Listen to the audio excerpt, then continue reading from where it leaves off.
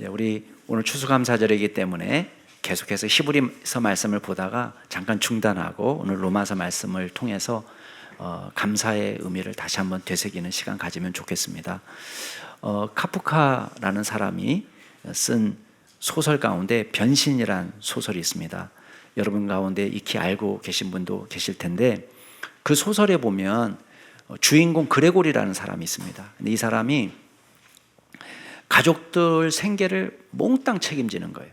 아버지는 사업해서 망했기 때문에 이제 무기력한 사람이 돼서 아무 일도 하지 않습니다.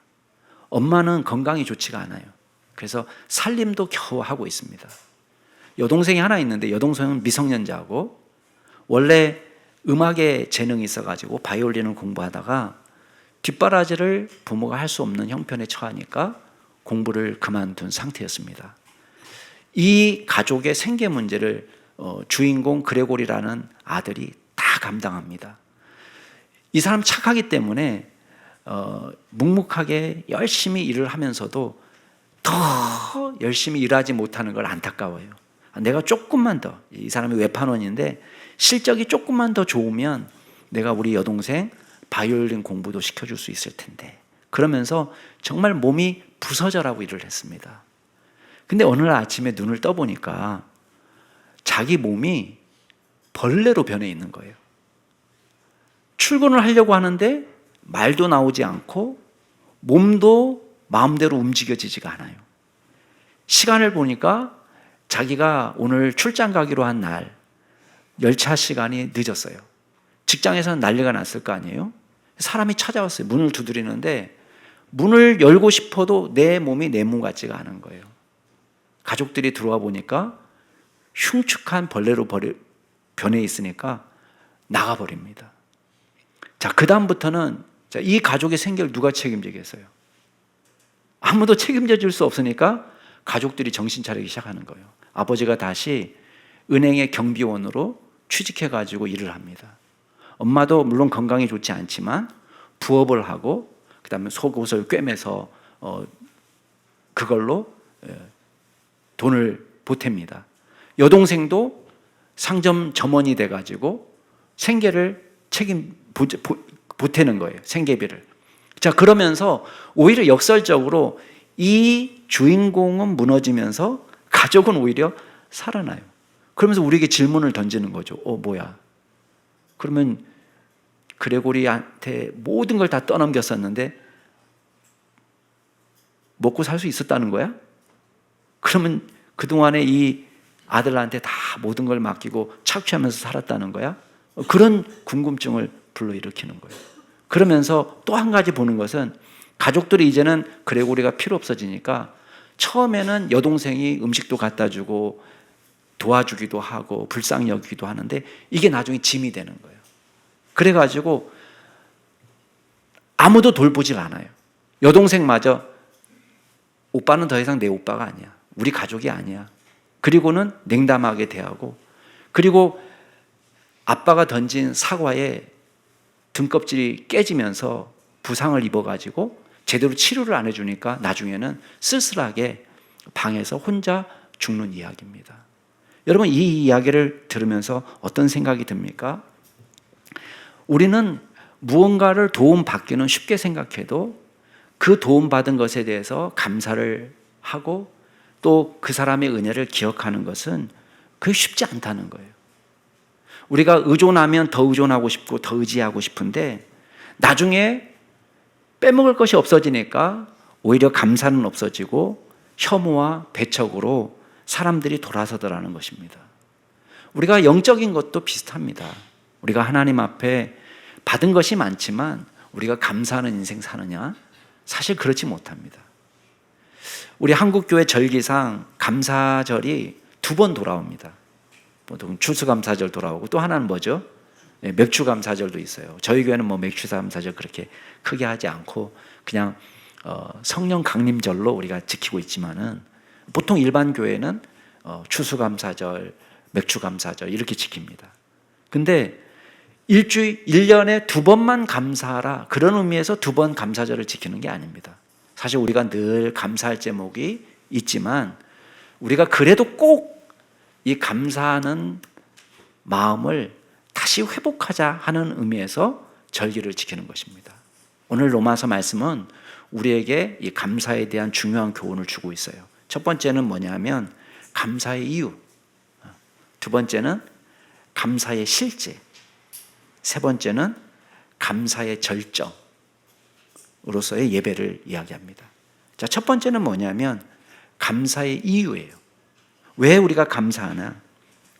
우리는 하나님으로부터 이미 엄청난 사랑을 받았다는 거예요. 여러분 가운데 감사절기가 돌아오면은 항상 그런 생각해요. 아이씨, 뭐 감사할 게 그렇게 있나? 내 지금 상황을 보자. 건강하지도 않고 경제적으로도 넉넉하지 않고 사람과의 관계도 깨어지고 마음은 지옥 같고 평안을 잃어버렸고 여러 가지 상황들을 생각하면서 형식적으로 감사절을 보낼 때가 많습니다. 근데 이미 성경 우리에게 뭘 가르쳐 주냐면 하나님으로부터 엄청난 사랑을 받았다는 것을 가르쳐 주고 있습니다. 여러분 8절 말씀 같이 한번 읽어보실래요? 8절 같이 읽겠습니다. 시작. 우리가 아직 죄인 되었을 때에 그리스도께서 우리를 위하여 죽으심으로 하나님께서 우리에 대한 자기의 사랑을 확증하셨느니라. 자, 하나님 우리를 얼마만큼 사랑하셨는지를 보여주신 사건이 있다는 거예요. 그러면서 우리에게 그냥 언뜻 봐도 떠오르는 두 가지 사랑이 있습니다. 하나님이 보여준 사랑이 뭐냐? 첫 번째는 주도적인 사랑, 두 번째는 무조건적인 사랑이에요. 주도적인 사랑이라는 건 뭡니까? 주도적인 사랑은 주님이 우리를 먼저 사랑하셨다, 그 말이에요. 우리 찬송가 중에도 그런 찬양 있잖아요. 찬송가 90장에 보면 주 예수 내가 알기 전 날 먼저 사랑했네, 그 찬양 있잖아요. 주 예수 내가 알기 전에 주님이 나를 먼저 사랑하셨다. 그래서 하나님의 사랑은 100% 저와 여러분을 향한 사랑은 짝사랑에서 시작이 돼요. 하나님이 먼저 사랑하셨어요. 우리는 하나님 의식하지 없는데, 여기 오늘 읽진 않았지만 6절 말씀에 보면, 로마서 5장 6절 말씀에 우리가 아직 연약할 때에 라는 표현을 씁니다. 여러분, 연약할 때라는 말은 우리가 병약할 때의 그 뜻이 아닙니다. 아니면 우리의 믿음이 약할 때의 그런 뜻이 아닙니다. 여기서 우리가 연약할 때라는 말은 믿음이 약할 때가 아니라 믿음이 아예 없을 때를 말합니다. 우리 8절 말씀에 우리가 아직 죄인 되었을 때에, 아무 사랑도 주님을 찾지도 않고 주님을 귀한 분으로 여기지도 않을 때에, 마치 갓난 아기가 부모를 의식조차 하지 못할 때에 엄마 아빠는 이 아이를 사랑한단 말이에요. 무슨 선행을 행하기 전에 먼저 사랑한단 말이에요. 이게 주도적인 사랑입니다. 또 두 번째 사랑은 뭐냐면 무조건적인 사랑인 거예요. 무조건적인 사랑. 여러분, 우리가 보통 어떤 사람들은 매력 덩어리가 있잖아요. 매력 덩어리. 그 사람이 마이크 잡고 말을 딱 시작하면은 벌써 목소리만 들어도 야, 저분 말하는 게 기다려진다. 그런 매력 덩어리가 있습니까? 없습니까? 있어요. 그냥 보기만 해도 좋은 사람이 있습니다. 보기만 해도. 생각만 해도 좋은 사람이 있어요. 매력 덩어리. 그런 사람들을 사랑하기는 쉽습니다. 근데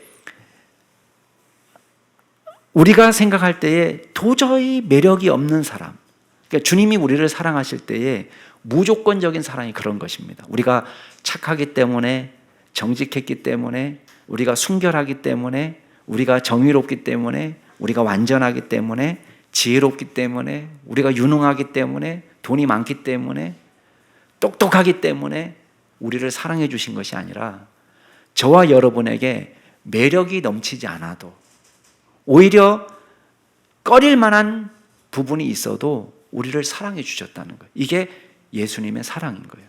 또 한 가지는 우리가 수고하고 노력해서 사랑받기 위해 애썼기 때문에 우리를 사랑하신 것이 아니라, 우리가 주님 나라 위해서 헌신한 것이 많고 드린 헌금이 많고 예배를 잘 출석하고 우리가 착하게 살기 위해 노력했고 정의롭고 공의롭게 살기 위해 노력했기 때문에 우리를 사랑해 주신 것이 아니라 아무 조건 없이 먼저 우리를 사랑해 주셨다는 거예요. 그게 지금 성경이 우리에게 말해주는 주님의 사랑입니다. 여기다가 플러스 하나 더 붙인다면 대속적인 사랑을 보여준 거예요. 여러분 8절 말씀 다시 한번 읽어보시기 바랍니다. 같이 읽겠습니다. 시작. 우리가 아직 죄인 되었을 때에 그리스도께서 우리를 위하여 죽으심으로 하나님께서 우리에 대한 자기의 사랑을 확증하셨느니라. 여기 보면 구체적으로 그리스도께서 죽기까지 무엇을 위해서? 저와 여러분의 죄를 깨끗하기 위해서, 대속하기 위해서 죽으시기까지 우리를 사랑하셨다는 것입니다. 우리는 말로 때울 때가 많습니다. 우리가 말로 사랑을 때울 때가 많아요. 말과 혀로. 그래서 우리가 오글거리는 멘트 막 날리잖아요. 당신 순 나쁜 놈이야, 도둑놈이야, 내 마음을 훔쳤어, 뭐 이런단 말이에요. 칠칠맞게 뭘 흘리고 다녀? 아름다움을, 뭐 이런단 말이에요. 우리가 말로 다 해결하려고 할 때가 많아요. 말로. 근데 예수님은 말로 하신 것이 아니고 당신을 드리기까지, 정말 생명을 드리기까지 우리를 사랑해 주신 것입니다.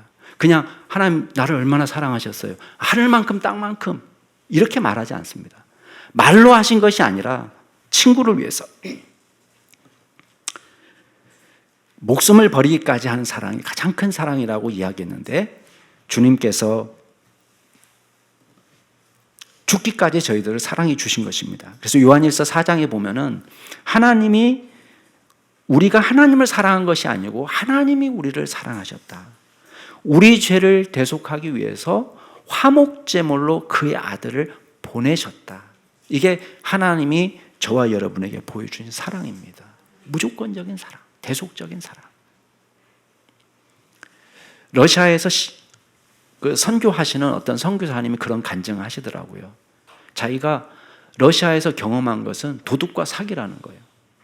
자기가 한국에서 러시아로 갈 때 너무 춥다고 하니까 모자를 하나 사갖고 갔다는 거예요. 근데 러시아에 도착해 보니까 자기가 상상하지 못하는 추위더랍니다. 막 영하 20도, 30도, 40도씩 내려가니까 남대문에서 사간 모자가 아무 의미가 없는 거예요. 그래서 큰맘 먹고 그 러시아 사람들 왜 쓰고 다니는 털모자 있잖아요. 그거를 샀답니다. 근데 사고 나오자마자 누군가가 휙 채가고 가는데 그제서야 자기가 러시아 사람들이 왜 끈을 이렇게 묶고 다니는지를 알았답니다. 와. 한 번은 여권하고 통장하고 갖고 나갔는데 두 개 다 잊어버린 거예요. 그래서 이 여권 갖고 다니면 안 되는구나. 그리고는 집에 두고 나갔는데 불신검문을 당해가지고 자기 신분을 증명하지 못하니까 감옥에 쳐넣더랍니다. 어느 날은 자기가 은행 갔다 오는데 중고차를 하나 샀어요. 중고차를 하나 샀는데 차고를 열어보니까 차가 없어진 거예요. 그래가지고 차를 결국 수소문해서 찾기는 찾았는데 뭐만 찾았냐? 껍데기만 남아있고 타이어든 뭐든 쓸만한 것들은 다 빼갔더랍니다. 그 다음 또 차를 사가지고 이제 은행 갔다 오는데 돈 찾아가고 오는데 차가 빵꾸가 난 거예요. 그래서 자기가 타이어 빵꾸 고치고 갈아 끼우고 차 타보니까 돈이 없어졌더랍니다. 그래가지고 이게 그냥 우연히 빵꾸 난 게 아니구나. 또 은행 갔다 오는데 비슷한 일이 또 벌어진 거예요. 또 빵꾸가 난 거예요. 그러니까 머릿속에서 이 근처에 일부러 빵꾸 나게 한 사람들이 나를 노리고 있을 테니까, 그래서 한적한 곳에 가가지고 거기서 돈 끼고 타이어를 갈았답니다. 그리고 이제 됐다 해서 떠나려고 하는데 어떤 사람이 와가지고 자기 차에 배터리가 지금 시동이 안 걸린다. 그래 좀 봐줄 수 있냐. 그래서 또 이 사람 선교사니까 얼마나 친절하겠어요. 본네트 열어가지고 다 설명해주고, 그리고 딱 보니까 돈이 없어졌더랍니다. 그래서 자기가 러시아에 살면서 깨달은 게 뭐냐. 이 도둑은 졸지도 아니하시고 주무시지도 아니하시고 항상 우리와 함께하는 거구나. 그리고 이 도둑은 때를 얻든지 못 얻든지 도둑질을 하는구나. 그걸 자기가 배웠답니다. 여러분 같으면 그런 나라에서 선교하고 싶겠습니까?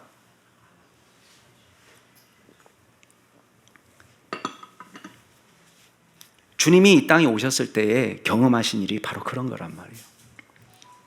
데살로니가 전서에 보면은 바울이 교회에다가 말하기를 항상 기뻐해라. 쉬지 말고 기도해라. 범사에 감사하라. 이는 그리스도 예수 안에서 너희를 향하신 하나님의 뜻이다. 이렇게까지 말합니다. 여러분, 우리 범사에 감사하면 어떻겠니? 청유형이 아닙니다. 그냥 범사에 감사하라. 명령합니다. 왜 명령하냐? 이미 우리는 차고 넘치도록 감사할 제목을 받았다는 거예요. 그만큼 우리는 많은 사랑을 주님께 받았다는 것입니다. 여러분, 이미 우리는 생명을 받았습니다. 워런 버핏이라는 사람 여러분 아실 거예요. 그분이 세계 10대 부자입니다. 근데 이분이 1930년생입니다. 올해 95살입니다. 근데 이분이 가진 재산이 얼마냐? 1474억 달러.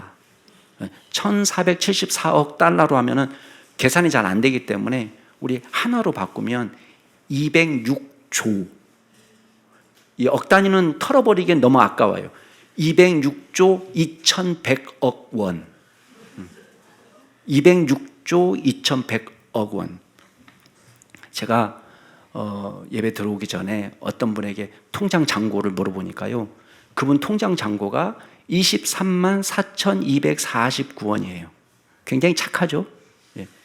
23만 4천, 뒤에는 떨어내겠습니다.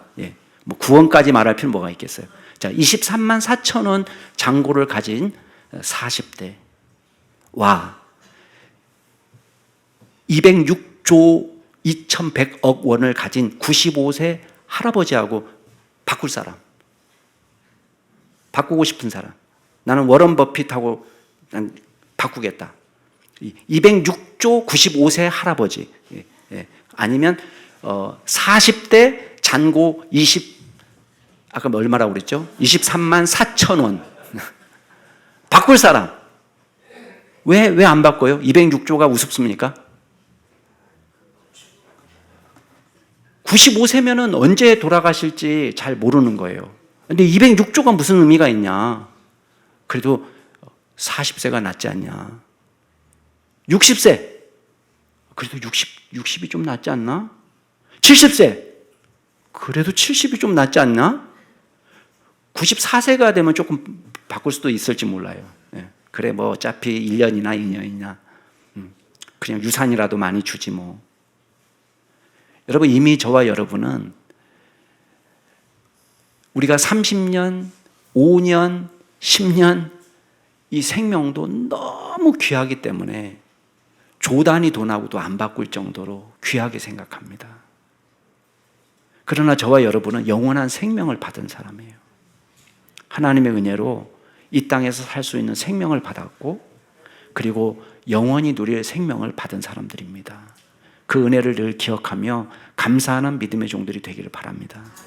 두 번째는 감사의 실제가 있어요. 성도는 우리가 어떻게 감사하는 삶을 사느냐. 자, 로마서 5장 9절 10절 같이 한번 읽어볼까요? 9절 10절 같이 읽겠습니다. 시작. 그러면 이제 우리가 그의 피로 말미암아 의롭다 하심을 받았으니 더욱 그로 말미암아 진노하심에서 구원을 받을 것이니 곧 우리가 원수 되었을 때에 그의 아들의 죽으심으로 말미암아 하나님과 화목하게 되었은즉 화목하게 된 자로서 더욱 그의 살아나심으로 말미암아 구원을 받을 것이니라. 자, 주님이 우리를 대신해서 십자가에 달려 돌아가심으로 주신 선물이 두 가지가 있습니다. 9절 말씀에 보면 의롭다 하심을 받았다. 칭의가 있고, 그 다음에 10절 말씀 중반에 보면 하나님과 화목하게 되었다. 화목이 있습니다. 화해. 자, 칭의와 화해의 선물을 이미 받았어요. 자, 칭이라는 것은 뭐냐 하면 의인으로 쳐주는 거, 의인으로 인정받는 거예요. 여러분, 의인으로 인정받았다는 건 뭐냐? 자, 세상의 기준에서 대한민국에서 의인이라는 것은 뭐냐면 대한민국 법에 저촉될 일을 하나도 하지 않았다. 그게 의인입니다. 교통법규 한 톨도 어기지 않았다. 의인이다. 교통법규 어기면 벌금이 나오죠. 그런데 교통법규도 어기지 않을 만큼 의인으로 살았다. 그게 세상이 말하는 의인입니다. 자, 하나님 나라의 의인은 뭐냐면 하나님 나라의 법을 한 톨도 어기지 않았다. 이게 원래는 의인입니다. 성경 말씀을 보면 하라는 명령과 하지 말라는 명령이 있는데 비교적 하지 말라는 것을 실천하는 건 쉽습니다. 도둑질하지 마라. 훔치지 않는 것은 어느 정도 할 수 있어요. 흉내를 낼 수 있습니다. 또 미워하지 마라. 미워하지 않는 건 어려운 일이지만 미워하지 않는 것처럼 포커페이스 하기는 그래도 조금 쉽습니다. 포커페이스는. 근데 이게 곤란한 건 뭐냐면 하라는 명령이 굉장히 어려운 명령이에요. 뭐 하나 제대로 지킬 수 있는 게 없어요. 사랑하라? 아유, 너무 어려운 질문 아니에요? 명령 아니에요? 여러분이 가는 곳곳마다 누가 있습니까? 사랑받기에 합당하지 않은 사람이 있잖아요. 예. 도저히 사랑하기에 껄끄러운 사람이 있습니까? 없습니까? 있어요. 이상하게 있습니다. 예. 그러니까 사랑하라는 명령은 매우 어려운 명령이에요. 인내하라. 어려운 명령이고 겸손하라. 겸손하기가 어렵다고 얘기하잖아요. 사람들은. 겸손하라. 힘든 거예요. 항상 기뻐해라. 아니 내천자 쓰여지기가 바쁜데 언제 기뻐합니까? 감사하라. 자기를 부인하라. 십자가를 지어라. 나를 쫓으라. 어느 거 하나 쉬운 명령이 하나도 없습니다. 근데 문제는 뭐냐면 이걸로는 하나님 나라에서 의롭다고 인정받을 수 없는데 예수님의 십자가가 가져다 준 선물이 뭐냐면 하나님 나라의 의인으로 쳐주는 거예요. 그러니까 하나님 나라에 들어가려면 한 톨의 죄도 없어야 되는데 우리를 완벽한 의인으로 인정해 주시니까 주님의 나라를 누리게 된 겁니다. 이게 선물인 거예요. 두 번째 선물은 뭐냐면 10절에서 하나님과 화목하게 되었다는 거예요. 화목이란 말은 평화, 화평. 보통 우리 그 중창단 이름 지을 때에 에이렌의 중창단 이런 거 들어보셨죠? 에이렌의. 에이렌은 무슨 말이냐면 화평이란 말이에요. 평화. 그다음에 히브리어로는 샬롬. 그러니까 하나님과 화목하게 되었다는 것은 어떤 의미냐면 단순히 심리적으로 나 예수 믿으니까 마음이 너무 평안해. 그것보다도 더 차원이 높은 거예요. 지금 나는 예수 믿으니까 평안해 그런 마음이 아니라 지금 하나님과 평화를 누리게 되었다는 것은 서로 원수로 살다가 이제 휴전하고 종전하고 이제는 완전히 진정한 친구, 깐부가 된 거예요. 그래가지고 하나님과 나하고 완전한 친구 사이로 정말 죽고 못 사는 친구가 되어서 살게 된 거예요. 그러면 자 의롭다고 쳐주시고 우리를 친구로 삼아주신 다음에 우리에게 주신 직분이 있습니다. 화해가 된 사람들에게 주어진 직분, 그게 뭐냐? 화목하게 하는 직분이에요. 자, 여기 딱 펴놓고 고린도후서 5장으로 가보겠습니다. 고린도후서 5장. 로마서 돌아와야 되니까 딱 체크해 놓으세요. 자, 로마서 다음에 고린도전서고 고린도전서 다음이 고린도후서입니다. 고린도후서 5장 18절 19절 말씀 한번 보세요. 고린도후서 5장. 자, 로마서, 고린도전서, 고린도후서 이렇게 되는 거예요. 고린도후서 5장 18절 19절. 자, 같이 한번 읽어보겠습니다. 시작. 모든 것이 하나님께로서 났으며 그가 그리스도로 말미암아 우리를 자기와 화목하게 하시고 또 우리에게 화목하게 하는 직분을 주셨으니 곧 하나님께서 그리스도 안에 계시사 세상을 자기와 화목하게 하시며 그들의 죄를 그들에게 돌리지 아니하시고 화목하게 하는 말씀을 우리에게 부탁하셨느니라. 자, 보세요. 화목하게 된 다음에 우리에게 맡겨진 게 뭐냐면 화목하는 직분, 화목을 살아내는 직분을 주셨는데 그 일을 감당하도록 19절에 보면 화목하게 하는 말씀을 주셨다는 거예요. 자, 화목하게 하는 말씀은 뭐냐면 나만 하나님과 지금 화해를 하는 것이 아니라 다른 사람도 하나님과 화목하게 할 수 있도록 전도하는 거, 복음을 전해주는 거, 주님이 나를 얼마만큼 사랑하셨는지를 자랑하면서 그 사람도 주님을 만날 수 있도록 화목하게 하는 직분을 주셨다는 거예요. 이게 감사의 실제입니다. 그러니까 우리가 크리스찬으로서 너무너무 많은 사랑을 받았는데 그 사랑을 갚는 가장 대표적인 감사의 표현이 뭐냐면 화목하게 하는 직분을 감당하는 거예요. 그 다음에 또 하나가 있습니다. 우리가 화목을 살아내는 것이 중요한데, 자, 이제 로마서 12장으로 가겠습니다. 로마서 12장 17절 18절 말씀.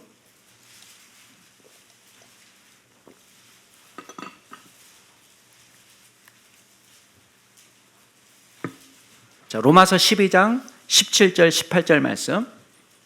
예, 로마서 12장 17절 18절 같이 읽겠습니다. 시작. 아무에게도 악을 악으로 갚지 말고 모든 사람 앞에서 선한 일을 도모하라. 할 수 있거든 너희로서는 모든 사람과 더불어 화목하라. 여기서 우리에게 화목하게 된 사람이 해야 될 감사의 표현이 뭐냐 하면 모든 사람과 더불어서 화목한 삶을 사는 거예요. 여러분, 일반 사람들은 어떻게 할 수 있냐면은 나에게 잘해주는 사람을 잘해줄 수는 있어요. 근데 악한 일을 하면 악으로 갚아주는 게 일반적이에요. 근데 예수 믿는 사람은 하나님으로부터 우리가 하나님을 악하게 원수로 생각하고 하나님을 배척하고 거절할 때도 주님이 우리를 사랑해 주셨기 때문에 이걸 우리가 배우는 거예요. 그래서 악한 사람까지도 우리가 더불어서 잘 지내는 거, 화목하게 살아가는 거, 이게 우리가 구원받은 성도가 이 땅에서 살아야 될 삶인 거예요. 이게 감사의 실제예요. 근데 여러분 보세요. 모든 사람으로 더불어서 평화롭게 사는 거. 예수님이 이게 너무 중요한 거기 때문에 마태복음 5장에 보면 뭐라고 얘기하시냐면 화평하게 하는 자는 복이 있나니 그들이 하나님의 아들이라고 일컬음을 받는다 그랬습니다. 여러분, 이건 일반 사람이 할 수 있는 게 아니라 하나님의 자녀가 된다. 넌 내 자녀야. 너 내 자녀다워. 나답다 라고 말할 수 있는 가장 대표적인 표현이 뭐냐면 화목하게 지내는 거. 화목하게. 이게 엄청 중요합니다. 그래서 교회 안에서 평화롭고, 여러분 예수 믿고 난 다음에 나타나는 감사의 표현 중에 하나가 뭐냐면 교회 안에서 평화롭고, 여러분 가정이 평안하고, 여기 여러분이 가는 공동체에 다툼이 그치고. 근데 어떤 사람은요, 뻑하면 고소하는 사람이 있어요. 뻑하면 요만한 거 가지고도 그냥 법으로 해버리는 거예요.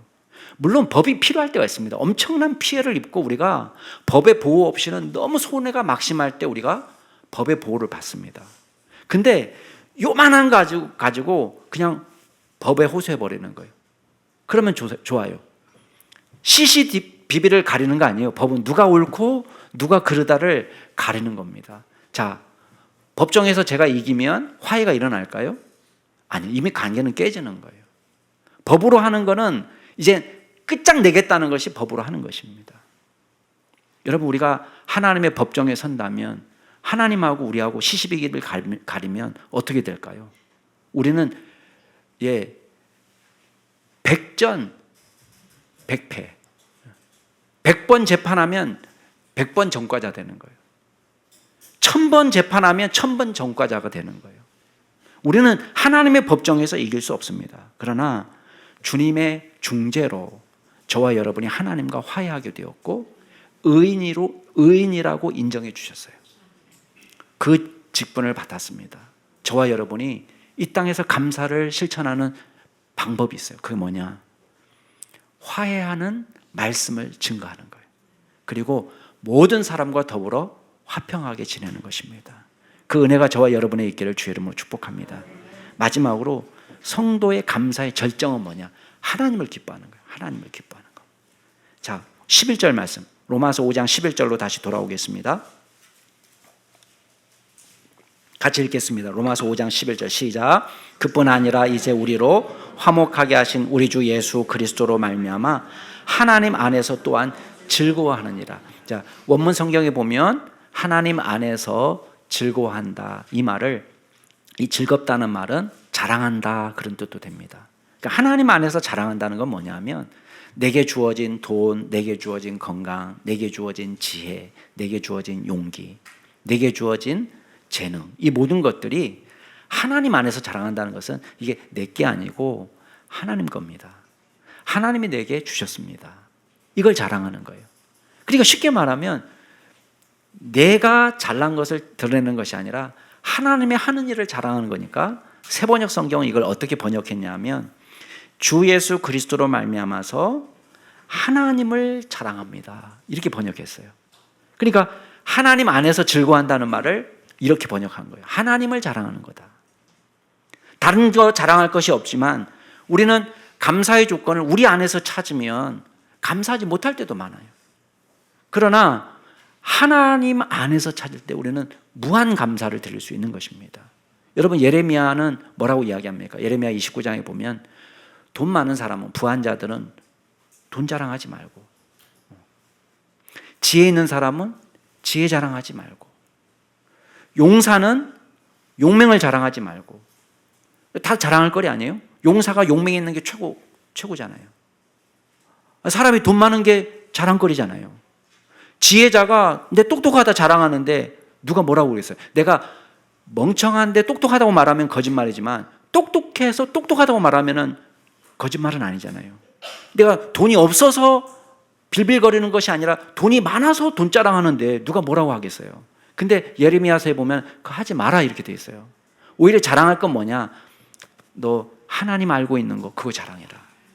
또 하나님께서 이 땅에 정의와 공의와 사랑을 행하시는 분이라는 것을 깨달았다는 것을 자랑해라. 이게 자랑거리라는 거예요. 왜 그래요? 다 없어져도 여러분, 용사가 용맹스러운 것으로 목숨을 부지할 수 있습니까? 아무리 용감하게 내가 칼을 휘둘러도 화살 한 방에 죽을 수도 있는 거예요. 아무리 돈 많다고 자랑해도 내일 돌아가시면 남의 돈 되는 거예요. 아무리 내가 지혜롭다고 자랑해도 사고로 머리 한 대 두드러 맞으면은 순식간에 바보도 될 수 있는 거예요. 우리는 우리에게 있는 것이 내 것이 아닙니다. 주님이 우리에게 주신 거예요. 여러분, 우리가 돈으로 할 수 있는 건요, 너무 쉬운 거예요. 돈으로 할 수 있는 건. 제가 아는 어떤 분이 자녀를 잘 키우고 싶으니까 영국에 유학을 보냈어요. 중학생 때. 돈이 1년에 8천만 원 들어간다고 이야기하더라고요. 그 8천만 원 누구 집 개 이름은 아니잖아요. 껌값인 분도 계시겠지만은 큰 돈이잖아요. 우리 보통 사람들한테는. 그 이 아이가 중학생 때 부모를 떠나서, 자, 부모가 보고 싶은 아이 떠나보낼 때 얼마나 꿈이 많았겠습니까? 정말 좋은 고등학교 들어가고 좋은 대학에 들어갔어요. 다 괜찮았어요. 근데 이 자녀가요, 무슬림이 된 거예요. 부모가 신실한 크리스찬인데 중학생 때부터 띄워놓고 얘가 어떻게 사는지를 모르니까 얘가 좋은 고등학교 나오고 좋은 대학 들어가서 부모 원하는 대로 다 됐는데 무슬림이 된 거예요. 이슬람 종교를 받아들인 거예요. 자, 여러분에게 한번 여쭤보겠습니다. 무슬림이 돼도 좋으니까 우리 자식 난 좋은 고등학교 나오고 좋은 대학 나왔으면 좋겠어. 이거 바꾸겠습니까? 쉽게 바꾸지 못합니다, 우리는. 돈으로 할 수 있는 건 쉬운 거지만 세상에 돈으로 안 되는 것들이 너무너무 많습니다.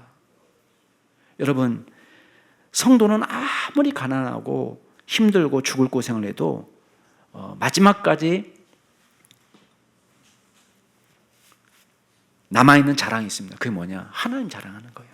예. 그래서 하박국 선지자가 뭐라고 말합니까? 나는 무화과나무가 무성하지 못하고 포도 열매도 없고 감람나무 소출도 없고 밭에 먹을 것 없고 우리의 양도 없고 외양간에 송아지 없어도 나는 여호와 하나님, 그분 때문에 나는 즐거워하고 구원의 하나님으로 말미암아 나는 기뻐하겠다. 우리식으로 말하면 뭡니까? 연봉이 줄고 사업이 위태롭고 은행 잔고가 초라하고 계획이 다 삐뚤어지고 사람의 도움도 사라지고 건강도 잃어버리고 별로 감사할 것이 별로 없는데 그래도 나는 하나님 때문에 즐거워하겠다. 하나님 때문에 감사하겠다.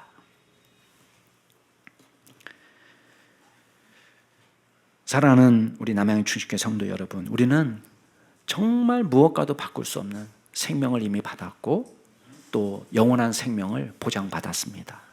감사하며 사는 믿음의 종이 되십시오. 주님과 화목하게 되었습니다. 화해하는 직분을 잘 감당하세요. 여러분과 같이 있는 사람과 여러분이 만나는 사람과 할 수 있으면 평화롭게 사시기 바랍니다. 그리고 가장 큰 감사가 뭐냐? 주님을 즐거워하고 예배하는 거예요. 우리의 일평생 삶이 주님을 기뻐하는 삶이 될 수 있기를 바랍니다. 그냥 하나님을 좋아하는 거예요. 집에서 개 키우자고 할 때 제일 반대하는 사람들이 보통 아빠들이라고 그래요. 애들도 좋아하고 엄마도 좋아하는데 그렇게 그냥 바득바득 못 키우겠다고 반대하는 사람들이 보통 아빠들이라고 그럽니다. 근데 나중에는 개 키우고 나면 제일 좋아하는 사람들이 아빠들이래요.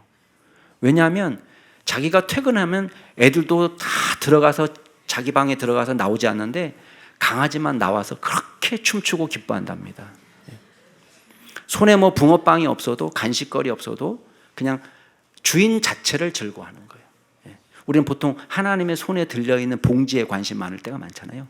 하나님께서 들고 계시는 깜장 봉다리 거기에 관심 많지만 주인 때문에 기뻐하고 즐거워서 뛰는 강아지처럼 저희들도 하나님을 기뻐하고 즐거워하는 믿음의 종으로 살 수 있게 될 주의 이름으로 축복합니다. 같이 한번 기도하겠습니다.